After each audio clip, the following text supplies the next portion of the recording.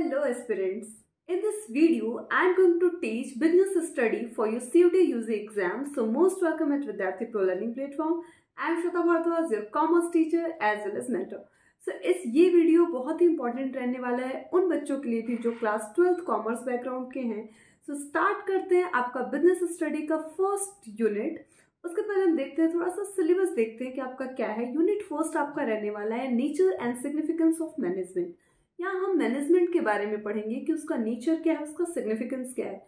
ये चैप्टर आपका class 12th में भी है, तो 12th वाले बच्चों के लिए भी काफी इंपॉर्टेंट रहने वाला है. फर्स्ट टॉपिक रहने वाला है management, concept, objective and importance. क्या होता है मैनेजमेंट, उसके कॉन्सेप्ट्स के बारे में देखेंगे आप, उसके ऑब्जेक्टिव्स देखेंगे एंड उसका इंपॉर्टेंस देखेंगे. देन हम पढ़ेंगे इसमें nature of management, that is management as a science, management as an art and management as a profession. इसके बारे में हम देखेंगे क्या होता है, इसके बारे में डिटेल में स्टडी करते हैं. देन हम देखेंगे लेवल ऑफ मैनेजमेंट क्या है, that is top level, middle level and bottom level. Then हम देखेंगे मैनेजमेंट फंक्शन जो बहुत इंपॉर्टेंट टॉपिक है ये, जिसमें हम पढ़ेंगे planning, organising, staffing, directing and controlling. And then last one is the coordination. की कोऑर्डिनेशन क्या होता है, नेचर एंड इंपॉर्टेंस. तो स्टार्ट करते हैं हमारा मैनेजमेंट की मीनिंग और डेफिनेशन से. अब मैनेजमेंट होता क्या है, उसका मीनिंग क्या है, डेफिनेशन क्या है. तो सबसे पहले अगर बात करें बेसिक मीनिंग ऑफ मैनेजमेंट, तो बेसिक मीनिंग ऑफ मैनेजमेंट में मैनेजमेंट के फादर और मदर किसे कहा गया है. तो बताया गया है कि मैनेजमेंट के जो मदर ऑफ द मैनेजमेंट जो है वो आपके मैरी पाकर है, and the father of management को बोला गया है Peter F Drucker. Peter F Drucker is the father of management. यानी मैनेजमेंट का मैक्सिमम जो रोल है वो पीटर एफ ड्रकर के द्वारा दिया गया है. So that's why the father of the management. तो ये थोड़ा सा नाम याद रखेंगे, क्वेश्चन CUT UG में आ सकता है इससे रिलेटेड. देन मैनेजमेंट है क्या, then management is a process. यहाँ आपको दिख रहा होगा कि मैनेजमेंट क्या है, एक प्रोसेस है. मैनेजमेंट को बताया गया कि एक ऐसा प्रोसेस है जिसमें ऑफ प्लानिंग, ये क्या बताता है, प्लानिंग के बारे में बताता है, decision making, organising, leading, motivations and controlling the human resource as well as financial, physical and information resources of an organization to reach its goal efficiently and effectively. दो कॉन्सेप्ट की बात की गई है मैनेजमेंट में. मैनेजमेंट में बताया गया है कि मैनेजमेंट में जो भी हम वर्क डन कर रहे हैं वो आपकी इफिशियंसी होनी चाहिए. यानी जो भी आप करो वो इफिशिएंट मैनर में होना चाहिए प्लस इफेक्टिव होना चाहिए. दोनों चीज की बात की गई है, इफेक्टिव एंड इफिशिएंट. यानी मैनेजमेंट के डेफिनेशन में बताया गया इफेक्टिव और इफिशिएंट का मतलब ये होता है कि एक तो आपका टाइम भी कम लगे, यानी कि एक्यूरेट टाइम पे आप जिसमें मैनेजमेंट में काम को कर दो, गोल को अचीव कर लो. और एक होता है कि जिसमें कम कॉस्ट में, टाइम भले जितना भी लो कंज्यूम करो बट कम कॉस्ट में आप क्या करो, अपने गोल को अचीव करो. तो उसको बोला गया इफिशिएंट एंड इफेक्टिवली. तो मैनेजमेंट एक ऐसा प्रोसेस है जहां पे हम प्लानिंग करते हैं, डिसीजन लेते हैं, चीज़ों को ऑर्गेनाइज करते हैं, प्लस लीड भी करते हैं. यानी लीडिंग क्वालिटी भी, हमारी लीडरशिप क्वालिटी भी यहाँ पे होनी चाहिए, प्लस मोटिवेट करते हैं और लास्ट में कंट्रोल करते हैं. किसको, तो हम ह्यूमन रिसोर्स को, that means human capital, as well as financially और फिजिकली इंफॉर्मेशन को भी हम यहाँ पे निकालते हैं. तो इसी को हम कहेंगे कि क्या है, मैनेजमेंट है. अब देखते हैं डेफिनेशन. ये तो था मीनिंग की, मीनिंग ऑफ मैनेजमेंट क्या है. अब मैनेजमेंट का डेफिनेशन दिया गया है कि मैनेजमेंट में भी. अब मैनेजमेंट को कैसे डिफाइन कर सकते हैं हम, तो जब आप एग्जाम में लिखोगे तो आपको मीनिंग भी लिख सकते हो, और प्लस अगर 12th में हो तो आपको लिखना ही पड़ेगा, तो उसमें आप इसका डेफिनेशन भी बहुत अच्छा दे सकते हो. ओके, सो अगर मैनेजमेंट को बताया गया कि मैनेजमेंट में भी, मैनेजमेंट को बोला गया कि defined as the process by, ऐसा प्रोसेस है जिसके द्वारा means of which the purpose and objective. कहा गया कि मैनेजमेंट क्या है, कि मैनेजमेंट एक ऐसा प्रोसेस है जो बताता है मीन्स ऑफ विच, जिसमें विच द पर्पस एंड ऑब्जेक्टिव, कि क्या पर्पस है और क्या ऑब्जेक्टिव है, दोनों चीज की बात की गई है, of a particular human group are determined, clarify and effective. कहने का मतलब है कि मैनेजमेंट का एक ऐसा प्रोसेस है जो पर्पस को बताता है, ऑब्जेक्टिव को बताता है कि क्या मेरा ऑब्जेक्टिव रहने वाला है, क्या मेरा पर्पस रहने वाला है. मतलब जो भी हम मैनेज कर रहे हैं चीजों को, मैनेजमेंट का मतलब क्या है कि अगर आम लैंग्वेज में बोले, नॉर्मल सी चीज, आप ऐसे भी समझो कि आप कोई भी काम करते हो तो चीजों को अगर मैनेज करके किया जाए, जैसे कि आपको ये लगे कि कम टाइम में हम बहुत अच्छे से चीजों को ऑर्गेनाइज कर ले रहे हैं, लीड कर ले रहे हैं, मोटिवेट कर ले रहे हैं, लोगों को अपने बात से इन्फ्लुएंस कर ले रहे हैं, और हम क्या कर रहे हैं कि अपने गोल को अचीव भी कर ले रहे हैं. तो ये होती है मैनेजमेंट क्वालिटी. तो मैनेजमेंट भी क्या है, एक मल्टीपर्पज. अब देखो यहाँ बताया गया कि मैनेजमेंट क्या मल्टीपर्पज है. मल्टीपर्पज मतलब कई चीजों के लिए उसको हम ऑर्गेनाइज कर सकते हैं, या फिर मल्टीपर्पज के लिए मैनेजमेंट करते हैं. अब ऐसा नहीं है कि सिर्फ हम स्टडी में ही मैनेजमेंट कर रहे हैं या फिर अपने कह सकते हो कि जॉब में मैनेजमेंट करें, मल्टीपर्पज के लिए हो सकता है। Organise that manage a business, हम बिजनेस को मैनेज करते हैं, एंड मैनेजर्स प्लस मैनेजर्स को मैनेज करते हैं, and manage work and workers and work, as well as हम वर्कर्स को भी मैनेज करते हैं, वर्क को भी मैनेज करते हैं। तो ये सारी चीजों को हम हर जगह मैनेज, तो उसको बोला गया मल्टीपर्पज है, हर जगह होता है, ऑफिस में, वर्कर्स में, एम्प्लॉयज में, घर पे, मतलब हर जगह, स्कूल में, हर जगह आप मैनेज करके चलते हो। तो इसलिए बोला गया the art of getting things done through people. Simple management क्या है? एक ऐसा कला, एक ऐसा आर्ट है जिसमें गेटिंग थिंग्स डन, यानी कि हम पीपल के द्वारा सारी चीजों को ऑर्गेनाइज कर देते हैं, थिंग्स को डन कर देते हैं। तो that is a management. Next देखते हैं ऑब्जेक्टिव ऑफ मैनेजमेंट। अब ऑब्जेक्टिव क्या है? ऑब्जेक्टिव कहने का मतलब है कि मेन उद्देश्य क्या है मैनेजमेंट करने का। अगर आज हम मैनेजमेंट कर रहे हैं तो मेरा गोल क्या रहने वाला है?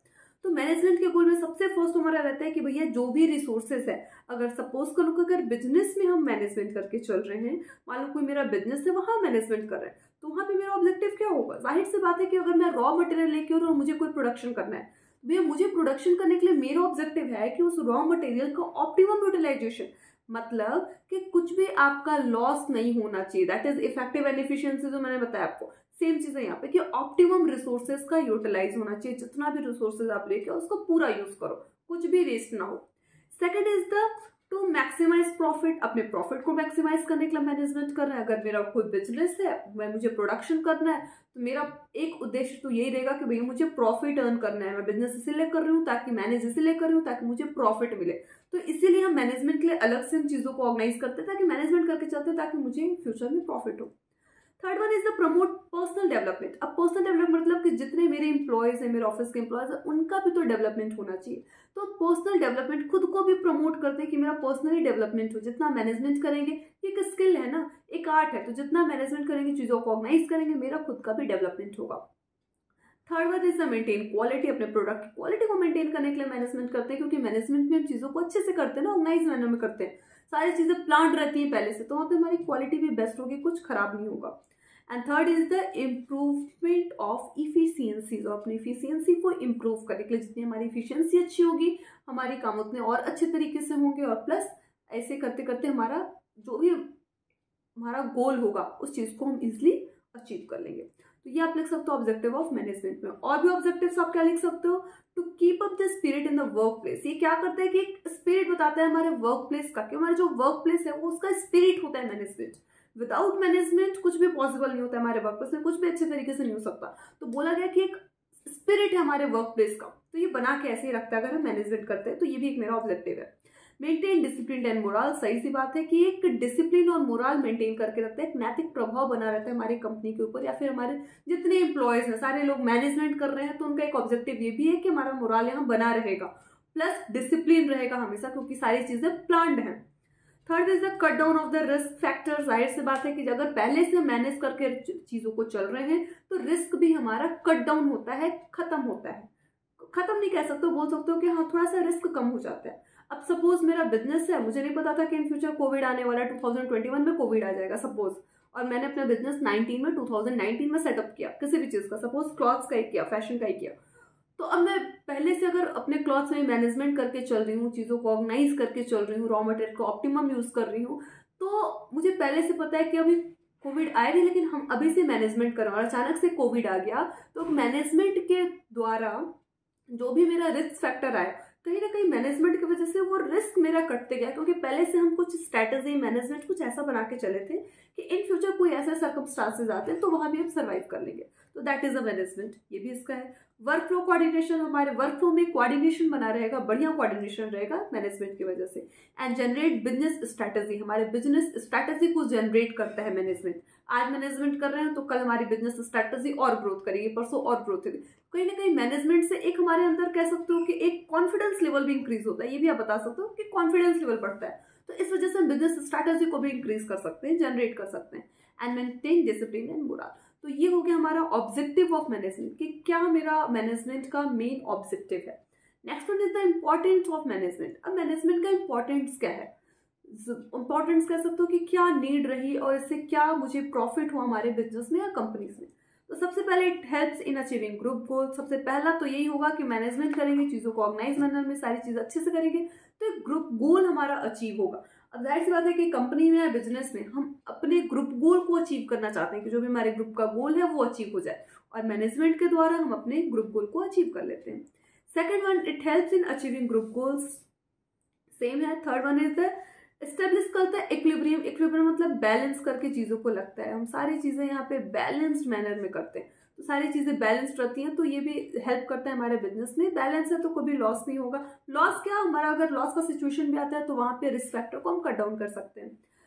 फोर्थ वन इज आप बोल सकते हो स्टेब्लिश साउंड ऑर्गेनाइजेशन। हमारा ऑर्गेनाइजेशन भी बहुत साउंड रहेगा, सही रहेगा, कुछ भी चीज़ें नेगेटिव वहाँ पे नहीं दिखेगी आपको। And optimum utilisation of resources, और रिसोर्सेज का यहाँ पे हम ऑप्टिमम यूज कर सकते हैं। तो ये है इनका इंपॉर्टेंस ऑफ मैनेजमेंट। यानी मैनेजमेंट को अब पिक्चर में भी आप पिक्चर स्टडी देख सकते हो। क्लास 12 में बेसिकली पिक्चर स्टडी आता है, क्वेश्चन में केस स्टडी में पिक्चर स्टडी भी आता है। तो इस तरीके से अगर यहाँ दिख रहा है ना आपको कि कैसे ये हमारा बॉस है और ये सारी चीज़ें अगर मैनेज करके चल रहे हैं तो बॉस हमारा एकदम स्ट्रेट फॉरवर्ड, मतलब कि अपने गोल को अचीव कर ले रहे हैं इसमें। तो बोल सकते हो कि हमारा ग्रुप गोल अचीव हो रहा है। तो ये इंपॉर्टेंस हो गया मैनेजमेंट का। अब आते हैं कि नेचर ऑफ मैनेजमेंट क्या है। अब नेचर में सबसे पहले आता है management as an art, management as an science and profession. तो क्या होता है, क्यों बोला गया मैनेजमेंट एज एन आर्ट? तो मैनेजमेंट एज एन आर्ट बोलने का रीजन ये था कि जैसे आर्ट का कैरेक्टर स्केच है, सेम एज हमारे मैनेजमेंट को भी वैसा ही देखा गया है।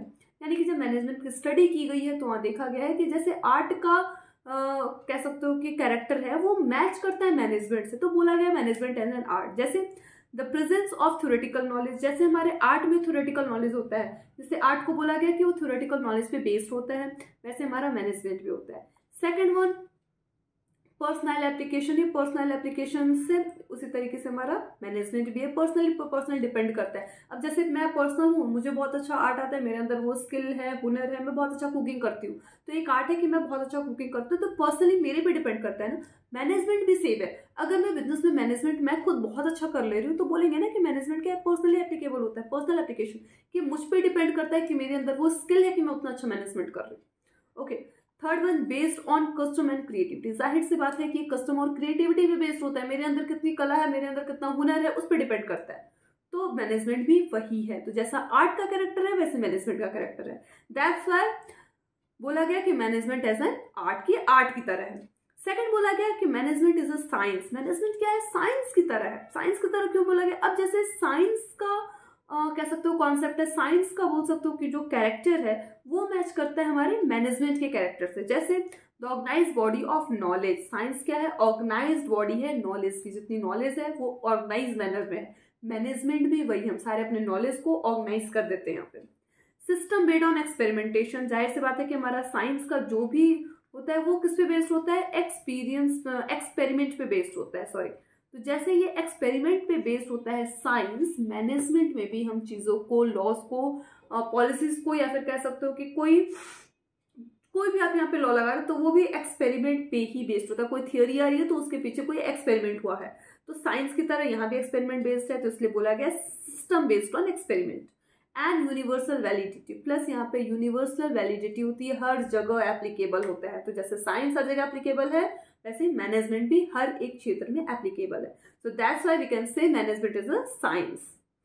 थर्ड वन बोला गया मैनेजमेंट एज अ प्रोफेशन। अब मैनेजमेंट को प्रोफेशन क्यों बोला गया? Management as a profession means occupation that require specialised knowledge. अब जैसे प्रोफेशन में क्या होता है कि जैसे teaching is a profession, doctor is a profession, तो डॉक्टर या टीचर का प्रोफेशन है तो वो किस पे है, क्योंकि मेरे पास उस चीज का एक्सपर्टीज है, एक्सपर्साइज नॉलेज है, स्पेशलाइज्ड नॉलेज है। वैसे ही मैनेजमेंट का भी एक स्पेशलाइज्ड नॉलेज होना चाहिए। And practice of formal education, उसके लिए हमको एजुकेटेड होना पड़ेगा उस चीज के क्षेत्र में, हमें स्पेशलाइज्ड होने के लिए, which is acquire from the respective professional body. और वो किससे अक्वायर होता है? हमारे प्रोफेशनल बॉडी से। The basic feature of profession इसलिए बोला गया the well defined theory of knowledge. जैसे मैनेजमेंट में भी होता है सेम चीज जैसे प्रोफेशन में होता है।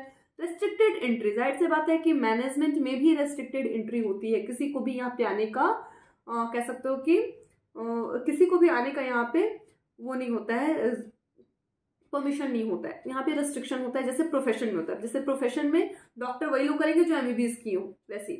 एंड प्रोफेशनल कम्युनिटी, यहाँ भी प्रोफेशनल कम्युनिटी जैसे प्रोफेशन में होती है वैसे ही मैनेजमेंट में होता है।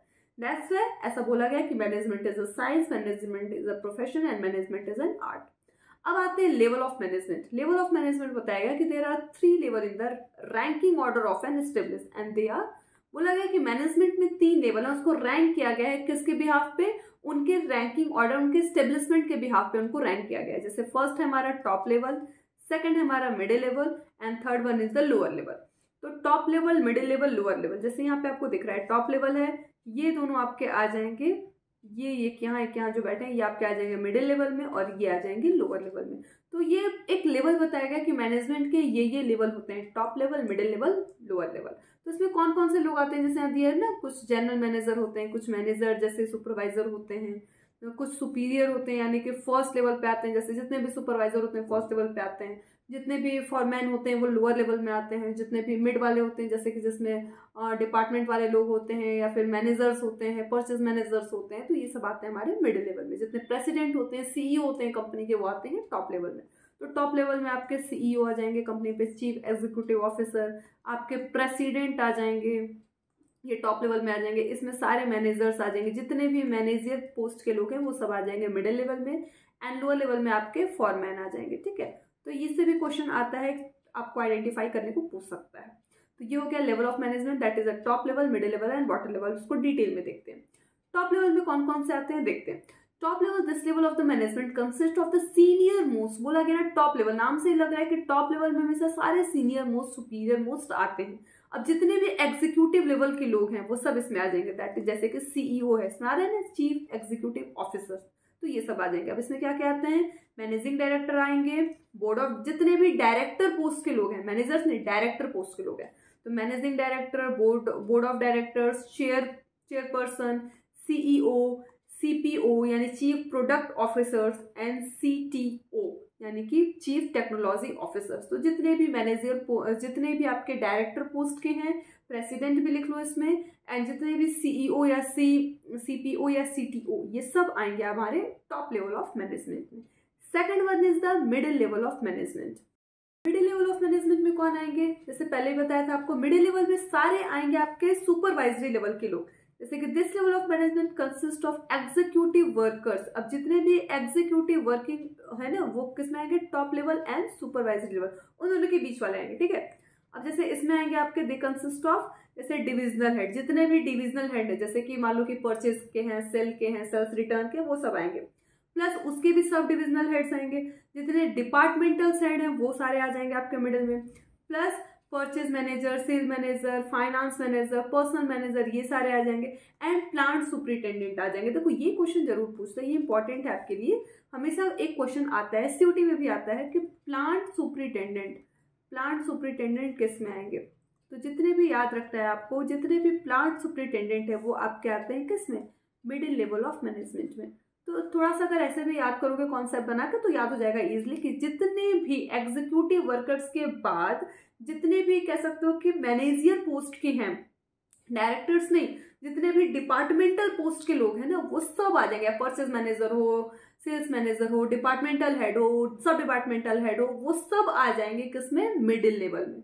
और एक और ऐड कर लो प्लांट सुपरिटेंडेंट, तो ये सारे आ जाएंगे किसमें, middle level of management. Third one आता है हमारा लोअर लेवल ऑफ मैनेजमेंट। तो लोअर लेवल ऑफ मैनेजमेंट का मतलब है जो ऑपरेट करता है between middle level management and operate workforce, जो मेन ऑपरेट करता है चीजों को, सारे चीजों को, मेन जैसे मशीन वगैरह ऑपरेट करने का काम, ये सारी चीजों को ऑपरेट करने का काम कर रहा है वो, और मिडिल लेवल के बीच वाले लोग आते हैं किसमें, लोअर लेवल ऑफ मैनेजमेंट। तो लोअर लेवल में जैसे क्या आ जाएंगे, supervisory, lower operational level management. अब इसमें क्या क्या आएंगे, द लेवल कंसिस्ट, जितने सुपरवाइजर्स आ जाएंगे, फोरमैन आ जाएंगे, इंस्पेक्टर्स आ जाएंगे, तो ये तीनों आते हैं आपका किसमें, लोअर लेवल ऑफ मैनेजमेंट। यानी कि जितने भी सुपरवाइजरी लेवल के लोग हैं वो सब आएंगे आपके किसमें, लोअर लेवल ऑफ मैनेजमेंट। तो इसमें आप लिख सकते हो सुपरवाइजर्स, फोरमैन एंड इंस्पेक्टर, या कंसिस्ट करेंगे। तीनों का बस नाम याद रखना है, इन तीनों में से कोई एक एग्जांपल दे सकता है आपको, या 12th में भी आप इसके एग्जांपल्स के साथ लिख सकते हो। तो ये आएंगे आपके लोअर लेवल ऑफ मैनेजमेंट। तो ये आपको यहाँ पे याद रखना है, top level, middle level and lower level. Next one है the most important, management function. Management function क्या होता है, मैनेजमेंट फंक्शन का मतलब होता है जहाँ पे controlling, directing, staffing, organising and planning, management function को देखते हैं थोड़ा सा ध्यान से, तो कि कैसे शुरू होता है मैनेजमेंट फंक्शन। अब देखो ये जैसे फिगर में आपको दिख रहा होगा, लेकिन स्टार्ट करते हैं हम ऐसे, यानी कि नीचे से ऊपर देखना है आपको। जैसे सबसे पहले आता है आपका प्लानिंग, सेकंड वन आता है ऑर्गेनाइजिंग, थर्ड वन आता है स्टाफिंग, फोर्थ वन आता है डायरेक्टिंग एंड फिफ्थ वन आता है कंट्रोलिंग। तो ये मैनेजमेंट फंक्शन की मैनेजमेंट फंक्शन का मतलब है कि कैसे हम मैनेजमेंट में काम करते हैं, किस तरीके से काम करते हैं, सबसे पहले क्या करते हैं, नेक्स्ट वन क्या करते हैं। तो 12th में आप देखोगे तो उससे पूरा चैप्टर ही बना है, एक एक टॉपिक मतलब एक एक फंक्शन पे एक एक चैप्टर बना है, जैसे planning, organising, staffing, directing and controlling. तो चलिए देखते हैं क्या होता है मैनेजमेंट फंक्शन। इसको बोलते हैं फंक्शंस ऑफ मैनेजमेंट। जैसे याद देख लो ना, सबसे पहला काम है प्लान करना, दूसरा काम है स्टाफिंग करना, सॉरी ऑर्गेनाइजिंग करना, तीसरा स्टाफिंग करना, चौथा डायरेक्टिंग करना, पांचवा कंट्रोलिंग करना। तो इसको चलिए देखते हैं one by one.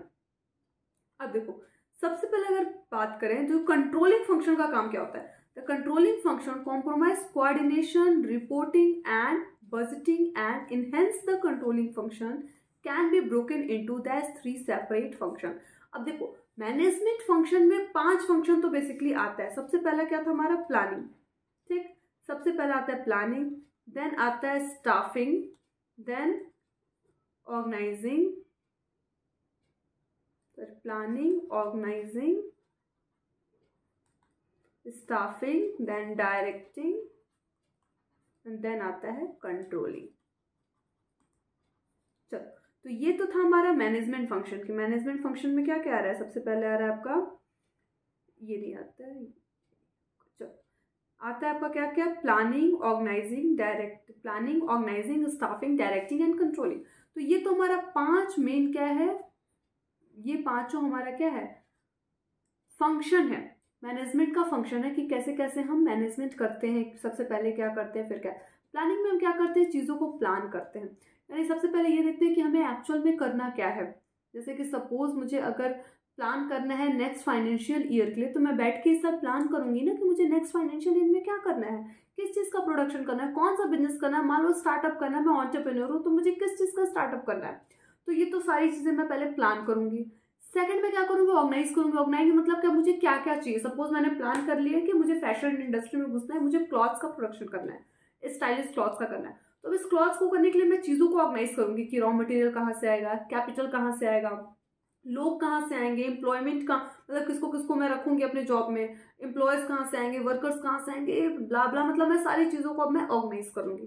Third one is staffing. Staffing मतलब रिक्रूटमेंट, क्या मैं रिक्रूटमेंट करूंगी, लोगों को उस काम को सौंपूंगी। अब सपोज मेरे पास सारे लोग आ गए हैं, उसमें से मुझे चुनना है लोगों को, तो अब एम्प्लॉयमेंट मतलब एम्प्लॉयज को बुलाने के लिए मैंने रिक्रूटमेंट का काम किया, स्टाफिंग का काम किया, सबको तैनात कर दिया कि तुम्हें क्या करना है, तुम्हें क्या करना है, तुम्हें क्या करना है। सबको मैंने काम दे दिया, रिक्रूटमेंट करके दे दिया कि तुम्हें सिलाई करना है, स्टिचिंग करना है, किसी को पैकेजिंग करना है, किसी को लेवलिंग करना है, किसी को ब्रांडिंग करना है, मतलब सारा काम मैंने दे दिया स्टाफिंग में।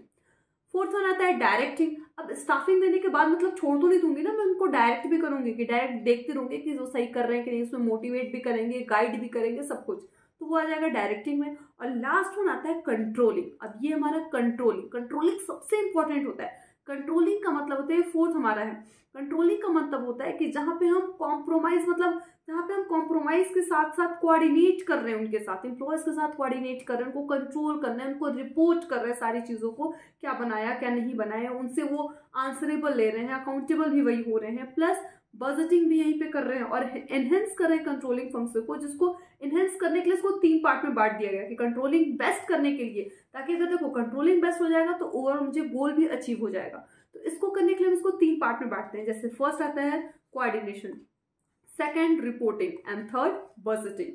अब कोऑर्डिनेशन भी उसी में करना है, एम्प्लॉयज के साथ मुझे कोऑर्डिनेट करके काम करना है, रिपोर्ट करना है, अगर मैं लोअर लेवल पे हूँ तो मुझे अपने मिडिल लेवल वाले को रिपोर्ट भी करना है कि मैंने इतना काम कर दिया, इतना ये है, सारी चीज़ों को रिपोर्ट बना के देना है। एंड बजटिंग मतलब नेक्स्ट ईयर के लिए फिर से प्लान करना है ना, जैसे कंट्रोलिंग खत्म होगा फिर प्लानिंग शुरू होगा, तो यहीं पे बजटिंग भी बनाना है, बजट भी तैयार करना है कि मैंने क्या प्लान किया था और एक्चुअल में क्या आया, इसका बजट भी तैयार करना है। तो ये तो है कंट्रोलिंग का। आप देखो इसमें फिगर से भी आप समझ लोगे, थोड़ा सा अगर फिगर से भी आपको दिखेगा तो यहाँ से देख लोगे। अब जैसे यहाँ पे आपको दिख रहा है ना, यहाँ पे आपको क्या करना है, रिपोर्टिंग करना है, यहाँ पे आपको दिख रहा होगा कि कैसे बजटिंग किया, कैसे कंट्रोल किया, कैसे कोऑर्डिनेट किया, सारी चीज़ों को, मतलब यहाँ पे आपको क्या करना है, कंट्रोलिंग के साथ साथ आपको ये सारी चीज़ें भी कंट्रोलिंग में ही इनहेंस करता है, कंट्रोलिंग को ही इनहेंस करने का काम करता है, यहाँ पे कोऑर्डिनेशन, रिपोर्टिंग एंड बजटिंग का काम करते हैं। अब देखते हैं यही, अब ये तो 5 फंक्शन है, लेकिन उसी को लूथर ने क्या किया था, एक वर्ड दिया था POSGCORB। ये देखोगे शॉर्ट फॉर्म में याद कर सकते हो, याद करने के लिए वर्ड ऐसे इस टाइप का दिया गया है कि इस पे दिया गया कि इस पे बेस्ड था कि 7 फंक्शन है, इस पे बेस्ड उन्होंने बताया कि 7 फंक्शन है। क्या 7 फंक्शन है? Which generally represent the sheet of these 7 functions, that is P stand for planning, O stand for organizing, S stand for staffing, D stand for directing, CO for coordinations and R for reporting and B for budgeting। अब जैसे controlling में अभी हमने पढ़ा कि controlling का 3 part है, क्या क्या है? तो एक कहोगे कि एक कोऑर्डिनेशन है, CO से कोऑर्डिनेशन, एक R से रिपोर्टिंग और B से बजटिंग। तो कंट्रोलिंग का कह रहे हो कि 3 फंक्शन, 3 मतलब और हिस्सों में बांटा गया है, तो कंट्रोलिंग और इनहेंस हुआ है। तो इस कंट्रोलिंग के भी 3 पार्ट को ले लिया गया और ऑलरेडी मेरे पास वो 4 फंक्शन थे, तो 4 और ये 3 टोटल मिला के 7 फंक्शन हो गए ना। तो 7 फंक्शन पे बेस्ड बताया लूथर ग्लूकस ने, कि लूथर ग्लूकस ने क्या बताया कि अब 7 फंक्शन हो गए, planning, organising, staffing, directing, coordination, reporting, budgeting. तो क्लास 12th में तो 5 ही फंक्शन पढ़ते हैं, प्लस उसके आगे आपको ये भी याद रखना होगा। सो दैट्स वाई आप 7 फंक्शन याद रखिएगा, planning, organising, staffing, directing, coordination, reporting and budgeting. और बजटिंग के बाद फिर प्लानिंग पे आ जाते हैं। इसीलिए एक सर्कल में बना हुआ है, देख रहे हो ना आप कैसे ये सर्कल में बना हुआ कि इसके बाद ही इसके बाद। अब ये नहीं होगा कि प्लानिंग के बाद आप चले जाओगे डायरेक्ट डायरेक्टिंग पे, नहीं भैया, प्लानिंग के बाद आप क्या करोगे, ऑर्गेनाइज करोगे, आप प्लान करके चीजों को ऑर्गेनाइज करोगे। अगर सिंपल कॉन्सेप्ट लो ही लगाओ ना तो आपको समझ में आ जाएगा। प्लान करने के बाद हम क्या करते हैं, ऑर्गेनाइज करते हैं चीजों को, फिर क्या करते हैं, सबको काम सौंपते हैं, स्टाफिंग हो गया। फिर क्या करते हैं, उसको डायरेक्ट भी करते हैं कि अब भाई काम सौंपे हैं तो मेरी जिम्मेदारी है ना कि मैं उसको देखूंगी कि वो सही कर रहा है कि नहीं कर रहा है, उसको मोटिवेट करो, थोड़ा गाइड करो, तो वो डायरेक्टिंग कर लिया। फिर हम आ जाएंगे कोऑर्डिनेशन पे, अब उसके साथ कोऑर्डिनेट करेंगे ना, भैया ठीक है तुमको नहीं समझ में आ रहा है, मैं तुम्हें थोड़ा सा बता देती हूँ, चलो ऐसे कर लो, चलो ऐसे कर लो, मैं थोड़ा सा उसको कोऑर्डिनेट करूंगी। फिर मैं उसको रिपोर्ट भी दूंगी, रिपोर्ट भी करूंगी ना, बार बार उससे रिपोर्ट मांगूंगी, चलो आंसर है, बोलो तुम बताओ क्या हुआ, वो मुझे रिपोर्ट करेगा। और उसके बाद फिर मैं बजटिंग पे आ जाऊंगी, यानी फिर मैं बजट बनाऊंगी। सारा काम हो गया, अब चलो बजट बनाते हैं कि हमने प्लान क्या किया था और आया क्या। सपोज प्लान किया 10 लाख का टर्नओवर और आया 5 लाख का टर्नओवर, तो उसके बीच का गैप क्यों आया, ये सब हम कर लेंगे बजटिंग में। और जैसे बजटिंग खत्म होगा फिर नेक्स्ट फाइनेंशियल ईयर के लिए हम प्लानिंग करेंगे। तो ये क्या होता है, एक सीक्वेंस में, एक सर्कल में होते जाता है। तो उसको सर्कल में याद करो तो ज्यादा अच्छे से याद हो जाएगा आपको, ठीक है। नाम याद रखेंगे, इंपॉर्टेंट है। तो देखो इनका पिक्चर भी यहाँ पे दिया हुआ है, यही है आपके लूथर। ओके, सो ये हो गया आपका 7। ये याद रखना कि 7 क्या है, बेस्ड ऑन 7 फंक्शन, ये 7 फंक्शन पे बेस्ड है हमारा। और यही है हमारा फंक्शन ऑफ मैनेजमेंट, ये पूरा आप पढ़ोगे जो फंक्शन ऑफ मैनेजमेंट है। ओके, नेक्स्ट में हम देखते हैं प्लानिंग क्या है। अब देखो ये 1 बाय 1 अब थोड़ा सा देखते हैं प्लानिंग क्या है। जैसे मैंने बताया, शॉर्ट में बता दिया था, अब इसको थोड़ा सा देख लेते हैं। प्लानिंग क्या है, planning is the continuous process. अब प्लानिंग को बोला गया कि कॉन्टिन्यूअस प्रोसेस है। प्लानिंग का मतलब ही होता है जहाँ पे हम कॉन्टिन्यूअस काम कर रहे हैं, कॉन्टिन्यूअस प्लान कर रहे हैं। तो एक ऐसा कॉन्टिन्यूअस प्रोसेस है of making present entrepreneurial decision systematically and with best possible knowledge for their future. मतलब कहने का मतलब है कि एक एंटरप्रेन्योर का काम होता है कि प्लानिंग एक कॉन्टिन्यूअस प्रोसेस होता है जहाँ पे हम चीज़ों को क्या करते हैं, इस तरीके से डिसाइड करते हैं, सिस्टमेटिक तरीके से लेते हैं, जहाँ पे बेस्ट पॉसिबल नॉलेज का यूज़ करते हैं, अपने फ्यूचर के लिए ऑर्गेनाइज करते हैं, एफर्ट डालते हैं needed to carry out this decision, ताकि अच्छा डिसीजन ले सके, मेजर कर सके रिजल्ट को of their decision against the expectation. जितना एक्सपेक्टेशन किया था उससे अपने डिसीजन को मेजर भी कर लें through organise and systematic feedback, और उससे सिस्टमेटिक फीडबैक भी ले लें। तो ये हमारा क्या है, कॉन्टिन्यूअस प्रोसेस में होता है, वो हमारा प्लानिंग है। सेकेंड वन क्या है, ऑर्गेनाइजिंग। ऑर्गेनाइजिंग क्या, organise a business to provide it with everything useful और its functioning, that is raw material, tools, capital, personal. बताया ना, हेनरी फ्यूल के अकॉर्डिंग बताया गया कि ऑर्गेनाइजिंग क्या है, जहाँ पे हम चीजों को, सारी चीजों को अपने यूजफुल के लिए ऑर्गेनाइज करते हैं। एवरीथिंग, उसमें आपका रॉ मटेरियल आएगा, टूल्स आएंगे, कैपिटल्स आएगा, प्लस पर्सनल यानी कि वो भी आएंगे, एम्प्लॉयज भी आएंगे। तो चीजों को हमने ऑर्गेनाइज किया, दैट इज ऑर्गेनाइजिंग। स्टाफिंग क्या है, manager function of staffing involve meaning the manning the organisation structure through the proper and effective selection, जहाँ पे इफेक्टिव, जैसे मैंने बोला ना रिक्रूटमेंट, ये स्टाफिंग क्या है, रिक्रूटमेंट, यानी जहाँ पे हम क्या करते हैं, इफेक्टिव सिलेक्शन करते हैं, अप्रेजल करते हैं, एंड डेवलपमेंट ऑफ पर्सनल, और उस पर्सनल का डेवलपमेंट करते हैं, वैसे लोगों को खोजते हैं, तलाशते हैं, to fill the role design in the structure, मतलब जो भी अपने गोल, मतलब जो भी मैंने रोल डिजाइन किया ना अपने स्ट्रक्चर में, वैसे ही लोगों को चुनते हैं, मतलब कि बेस्ट टाइम पे बेस्ट लोगों का रिक्रूटमेंट करना है, दैट इज अ स्टाफिंग। तो अकॉर्डिंग टू कोट्स के ओडोनल के अगर बताया गया है कि एक मैनेजियल फंक्शन होता है स्टाफिंग, जैसे ये पिक्चर में आपको दिख रहा होगा, पिक्चर में क्या है कि मेरे पास इतने लोग हैं, लेकिन हमें क्या करना है, अपने रोल के लिए जो मैंने डिजाइन किया है अपने स्ट्रक्चर के लिए, बिजनेस स्ट्रक्चर के लिए, उसके लिए परफेक्ट पर्सनल को चूज करना, दैट इज अ स्टाफिंग। इसी को मैंने बोला रिक्रूटमेंट के, स्टाफिंग मतलब रिक्रूटमेंट है, अच्छे बेस्ट लोगों को चुनना अपने वर्क के लिए। डायरेक्टिंग कैसे टू बी ऐसा प्रोसेस है जहाँ पे मैनेजर्स इंस्ट्रक्ट करते हैं, गाइड करते हैं, ओवरसीन कर दें the performance of the worker to achieve predetermined goal, यानी पहले से जो मैंने गोल डिसाइड किया कि मुझे 10 लाख का टर्नओवर चाहिए, तो 10 लाख के टर्नओवर के लिए अब जो मैंने जिसको चूज किया है, वो जो काम कर रहा है, उसके ऊपर इंस्ट्रक्ट करना, उसको देखना, गाइड करना, ओवर मतलब उसके परफॉर्मेंस को देखना कि वो बेस्ट काम कर रहा है कि नहीं कर रहा है, that is a directing. And perform the activities in the most effective manner possible in order to achieve the desire goal, मतलब जो भी मेरा डिजायर गोल है वो अचीव हो रहा है कि नहीं हो रहा है, इस चीज को देखना, जज करना, that is a directing. They consist of, अब डायरेक्टिंग कंसिस्ट करता है 3 चीज, लीडरशिप, इसमें लीडरशिप क्वालिटी आती है, कम्युनिकेशन में कम्युनिकेट करते हैं, थर्ड इज मोटिवेशन, यानी कि हम यहाँ पे लीडरशिप भी करते हैं, कम्युनिकेट भी करते हैं, मोटिवेट, जाहिर सी बात है लीडरशिप करोगे तो आप कम्युनिकेट भी करोगे, बात भी करोगे उससे, एंड उसको मोटिवेट यानी गाइड भी करोगे। तो ये है डायरेक्ट। देखो जैसे मान लो कि ये बॉस है, ये डायरेक्ट कर रहा है कि इसी पाथ पे चलना है और सारे एम्प्लॉयज उसी पाथ पे चल रहे हैं, तो दैट इज अ डायरेक्टिंग, यानी ओवरसीन करना, गाइड करना। कंट्रोलिंग क्या है, measure of the correction performance, correct performance को मेजर करना, एक्टिविटीज को देखना, सबऑर्डिनेट्स को देखना, to order to make sure that the enterprise objective and plan desire to obtain them as a being. कहने का मतलब है, कंट्रोलिंग का मतलब है मेजर करना, करेक्ट करना, यानी कि अगर मान लो कुछ गलत कर रहा है तो कौन डोनल ने बताया कि जैसे मान लो ये कंट्रोल करना है ना, ये पर्सन कंट्रोल करना है, तो ये सारे लोगों को एक साथ देख रहा है कि जैसे मैंने बताया है वैसे वो किया है कि नहीं किया, नहीं किया है तो क्यों नहीं किया, उसको करेक्ट करो, अपने सबऑर्डिनेट को और अच्छे से बताओ, सबऑर्डिनेट क्या है, मैं बॉस हूँ तो मेरा एक सबऑर्डिनेट है, ठीक, तो उसका मतलब जो भी मेरा डिजायर ऑब्टेन करना है उसको करिए, उसको समझाना, अच्छे से करेक्ट करना उसके परफॉर्मेंस को, अपने सबऑर्डिनेट को, उसको मेजर करना, दैट इज अ कंट्रोलिंग। तो कंट्रोलिंग का बहुत ही मेन रोल होता है। अब कंट्रोलिंग में ही आता है कोऑर्डिनेशन। कोऑर्डिनेशन क्या होता है, coordination the integrated of the several parts into a orderly whole to achieve the purpose of understanding. ये चार्ल्स वॉर्थ ने ये डेफिनेशन दिया कोऑर्डिनेशन की, आप एग्जाम में लिख भी सकते हो चार्ल्स का नाम डाल के, कि चार्ल्स वॉर्थ ने बताया कि कोऑर्डिनेशन एक इंटीग्रल है जो सेवरल पार्ट्स को ले लेता है, मतलब ऑर्डर लेके सारी चीजों को एक साथ लेके ऑर्गेनाइज करके कोऑर्डिनेट करके काम करना, मतलब कॉपरेट से एक दूसरे के कॉपरेशन के साथ काम करना, इसी को बोलेंगे। मतलब पर्पस क्या है मेरा, एक दूसरे को अंडरस्टैंड करना, समझना, साथ में मिलकर काम करना, दैट इज अ कोऑर्डिनेशन, ठीक है।